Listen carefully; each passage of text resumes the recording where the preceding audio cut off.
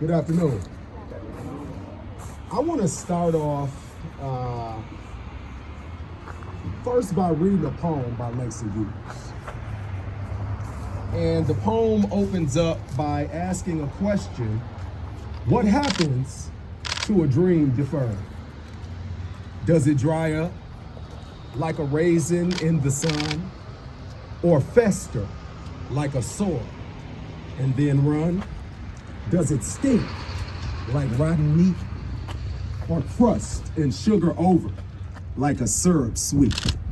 Maybe it just sags like a heavy load, or does it explode?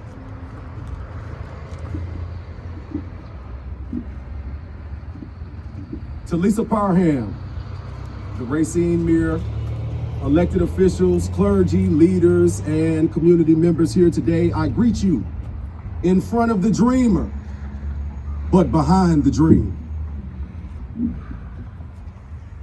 They didn't like that.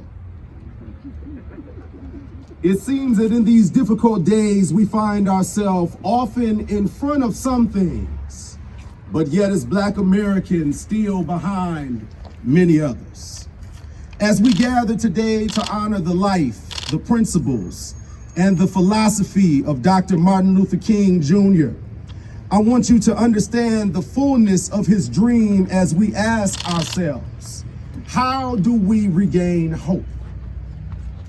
Dr. King realized in his dream that it was actually the dream of America. It was the dream of those who founded this country and realized that things must change in order for the dream to be a reality. The theme of today is, where do we go from here? Chaos or rebuilding our community? I want to show you today how Black people in America have always resisted chaos and not only rebuilt our community, but rebuilt America.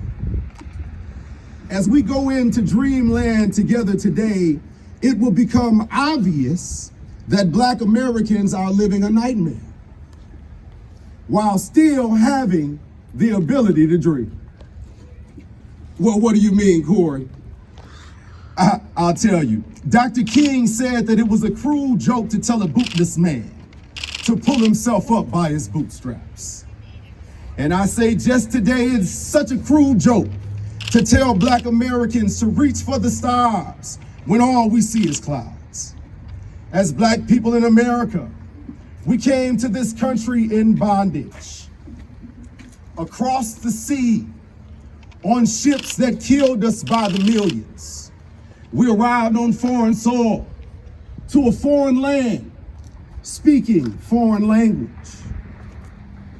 We were sold into the nightmare, beaten, tortured, mutilated, humiliated, raped, and hung.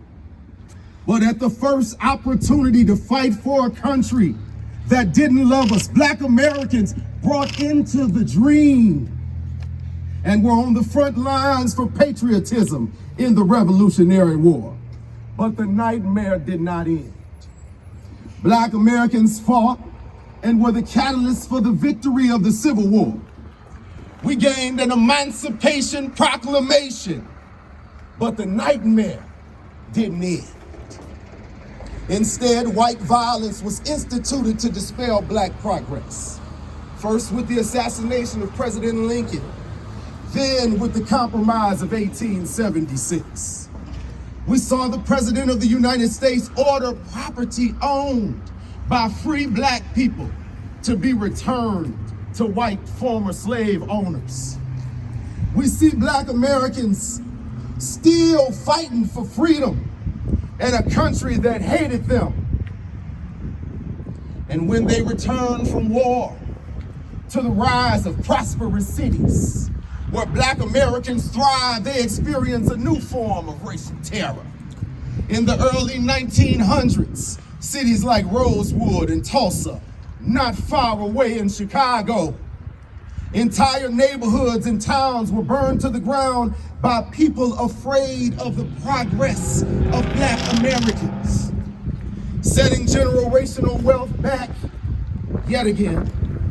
No laws were passed to help Black America.